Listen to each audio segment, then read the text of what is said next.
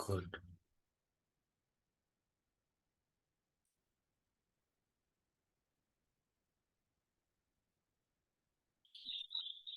Assalamualaikum warahmatullahi wabarakatuh.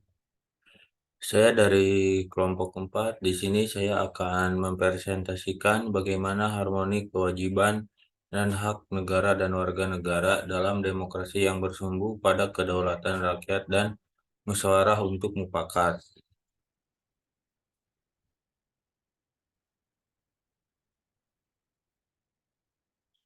War- Warga negara memiliki hak dan kewajiban.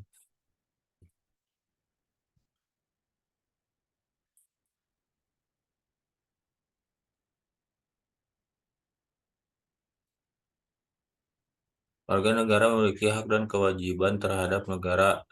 Sebaliknya pula negara memiliki hak dan kewajiban terhadap warga negara. Hak dan kewajiban warga negara merupakan isi konstitusi negara perihal hubungan antara warga negara dengan negara. Di Indonesia, pengaturan hak dan kewajiban warga negara diatur dalam Undang-Undang NRI 1945. Bagaimana pengaturan selanjutnya agar dapat diwujudkan dalam hubungan yang harmonis antara hak dan kewajiban warga negara. Menelusuri konsep dan urgensi harmoni kewajiban dan hak negara dan warga negara. Hak dan kewajiban merupakan suatu yang tidak dapat dipisahkan menurut teori korelasi yang dianut oleh pengikut utilitarianisme. Ada hubungan timbal balik antara hak dan kewajiban. Menurut mereka, setiap kewajiban seseorang berkaitan dengan hak orang lain, dan begitu pula sebaliknya.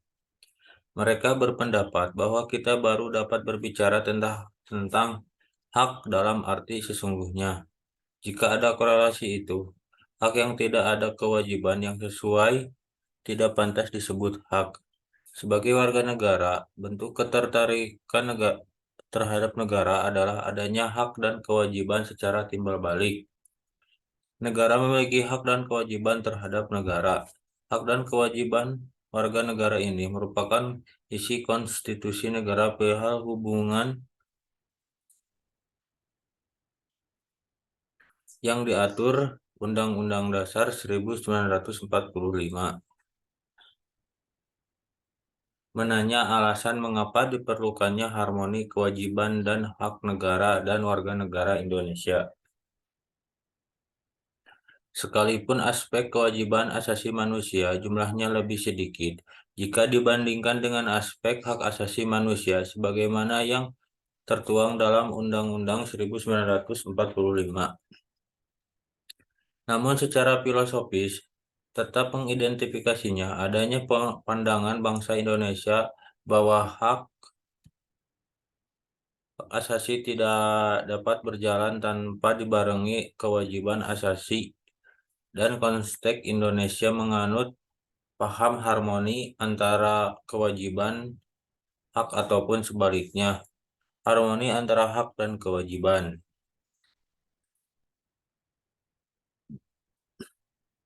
Menggali sumber historis sosiologis politik tentang harmoni kewajiban dan hak negara dan warga negara Indonesia.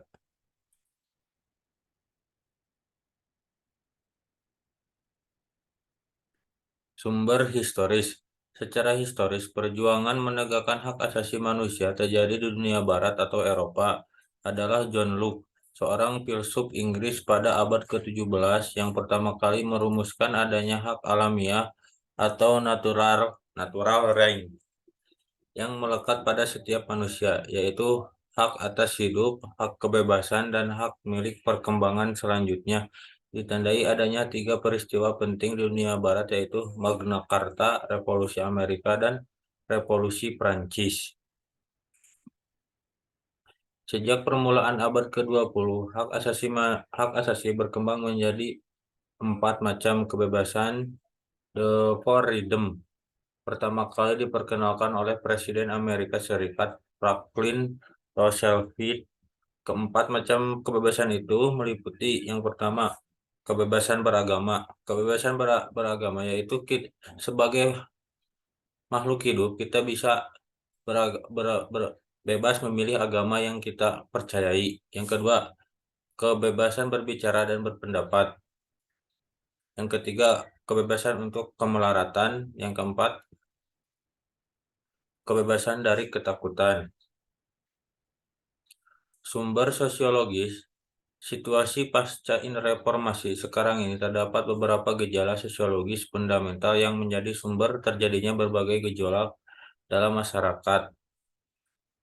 Wirutomo 2001. Pertama, sesuatu kenyataan yang memprihatinkan bahwa setelah tumbangnya struktur kekuasaan autokrasi yang dimainkan rezim Orde Baru, ternyata bukan demokrasi yang kita peroleh, melainkan oligarki di mana kekuasaan terpus- terpusat ke sekelompok kecil elit.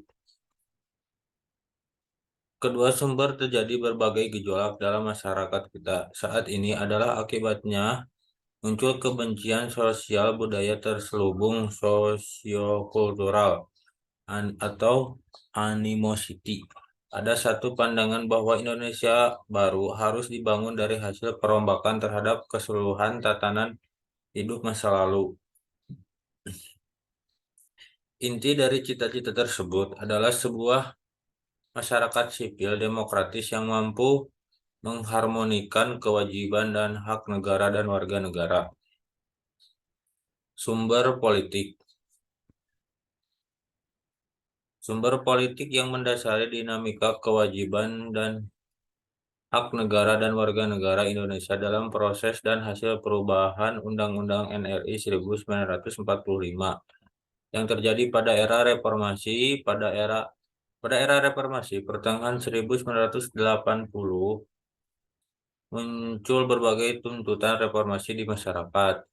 Hak dan kewajiban warga negara mengalami dinamika terbukti dari adanya perubahan-perubahan dalam urusan pasal Undang-Undang Dasar NRI 1945, proses amandemen, dan juga perubahan undang-undang yang menyertai jaminan hak jaminan akan hak dan kewajiban warga negara dan negara. Segala dinamikanya diupayakan berdampak pada terpenuhinya keseimbangan yang harus antara hak dan kewajiban negara dan warga negara. Membangun argumen tentang dinamika dan tantangan harmoni kewajiban dan hak negara dan warga negara. Aturan dasar ihwal pendidikan dan kebudayaan serta ilmu pengetahuan dan teknologi. Ketentuan mengenai hak warga negara di bidang pendidikan semula diatur dalam pasal 31 ayat 1 Undang-Undang RRI 1945 setelah perubahan Undang-Undang NRI 1945. Ketentuannya tetap diatur dalam pasal 31 ayat 1 Undang-Undang Dasar NRI 1945. Namun dengan perubahan, perhatikanlah rumusan naskah asli pada rumusan perubahan berikut ini. Rumusan naskah asli pasal 31 ayat 1. Tiap-tiap warga negara berhak mendapatkan pengajaran. Rumusan perubahan pasal 31 ayat 1. Setiap warga negara berhak mendapatkan pendidikan. Aturan dasar ihwal perekonomian nasional dan kesejahteraan sosial. Salah satu perubahan penting untuk pasal 33 terutama dimaksudkan untuk melengkapi aturan yang sudah diatur. Sebelum perubahan Undang-Undang NRI 1945 sebagai berikut. Pasal 31 ayat 1 Undang-Undang RI menegaskan asas kekeluargaan. Pasal 33 ayat 2 menegaskan bahwa cabang-cabang produksi yang berpenting bagi negara yang menguasai hajat hidup orang banyak harus dikuasai negara. Pasal 33 ayat 3 menegaskan bahwa bumi dan air dan kekayaan alam yang terkandung di dalamnya harus dikuasai negara. Adapun ketentuan baru yang tercantum dalam pasal 33 ayat 4 menegaskan tentang prinsip-prinsip perekonomian sosial yang perlu dicantumkan guna melengkapi ketentuan pasal 33 ayat 1, ayat 2, dan ayat 3. Aturan dasar ihwal, usaha pertahanan dan keamanan negara. Semula ketentuan tentang pertahanan negara menggunakan konsep pembelaan terhadap Pasal 30 Ayat 1 Undang-Undang RRI 1945. Namun setelah perubahan Undang-Undang RRI 1945, konsep pembelaan negara dipindahkan menjadi Pasal 27 Ayat 3 dengan sedikit perubahan redaksional. Setelah perubahan Undang-Undang NRI 1945, ketentuan mengenai hak dan kewajiban dalam usaha pertahanan dan keamanan negara. Pasal 30 ayat 1 merupakan penerapan dari ketentuan pasal 27 ayat 3. Pasal 30 ayat 2 menegaskan sebagai berikut. Usaha pertahanan dan keamanan negara dilaksanakan melalui sistem pertahanan dan keamanan rakyat semesta oleh Tentara Nasional Indonesia dan Kepolisian Negara Republik Indonesia sebagai komponen dan rakyat sebagai kekuatan pendukung. Manusia, aturan dasar ihwal hak dan kewajiban asasi manusia. Penghormatan terhadap hak asasi manusia pasca amandemen Undang-Undang NRI 1945 mengalami dinamika yang luar biasa jika sebelumnya perihal hak-hak dasar warga negara yang diatur dalam Undang-Undang RRI 1945 yang berkutat pada pasal 27 sampai 34. Setelah amandemen keempat Undang-Undang RRI 1945, aturan dasar mengenai hal tersebut diatur tersendiri di bawah judul Hak Asasi Manusia atau dikenal dengan HAM. Di samping mengatur perihal hak asasi manusia, diatur juga ihwal kewajiban asasi manusia.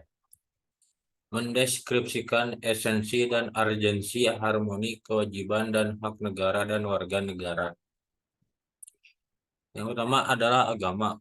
Undang-undang dasar dalam hal mewujudkan cita-cita bersama untuk mewujudkan kehidupan beragama juga merupakan bagian yang diatur dalam undang-undang. Ketentuan mengenai agama diatur Undang-Undang RRI 1945 pasal 29 ayat 1 menegaskan bahwa negara berdasar atas ketuhanan yang Maha Esa. Maknanya adalah bahwa ketuhanan yang Maha Esa harus diwujudkan dalam kerangka kehidupan bernegara yang tersusun dalam Undang-Undang NRI 1945. Kedua adalah pendidikan dan kebudayaan. Pendidikan dan kebudayaan merupakan dua istilah yang satu sama lain saling berkorelasi sangat erat. Pendidikan adalah salah satu bentuk upaya pembudayaan. Pendidikan nasional merupakan perwujudan amanat Undang-Undang RI tahun 1945 dalam rangka mencerdaskan kehidupan bangsa. Tujuan pendidikan nasional terdapat dalam pasal 31 ayat 3. Yang ketiga adalah perekonomian nasional dan kesejahteraan rakyat. Sesuai pasal 33 ayat 1 Undang-Undang RI itu asas perekonomian nasional adalah kekeluargaan. Asas kekeluargaan diartikan sebagai kerjasama yang dilakukan lebih dari seorang dalam menyelesaikan pekerjaan baik untuk kepentingan pribadi maupun sosial. Pertahanan dan keamanan. Berdasarkan aturan dari IHWAL, Pertahanan dan Keamanan Negara, Pasal 30 Ayat 2, bahwa usaha pertahanan dan keamanan negara dilaksanakan melalui sistem pertahanan dan keamanan rakyat semesta atau SISAN Kamrata oleh Tentara Nasional Indonesia atau TNI, Polri, Kepolisian Negara Republik Indonesia sebagai komponen rakyat sebagai kekuatan pendukung. Jadi kesimpulannya, hak dan kewajiban warga negara merupakan wujud dari hubungan warga negara dengan negara. Hak dan kewajiban bersifat timbal balik, bahwa negara memiliki hak dan kewajiban terhadap negara. Sebaliknya pula, negara memiliki hak dan kewajiban terhadap warga negara. Jaminan akan hak dan kewajiban warga negara dan negara dengan segala dinamikanya diupayakan berdampak pada terpenuhinya keseimbangan yang harmonis antara hak dan kewajiban negara dan warga negara. Mungkin sekian presentasi dari saya. Wabillahi taufiq wal hidayah. Wassalamualaikum warahmatullahi wabarakatuh.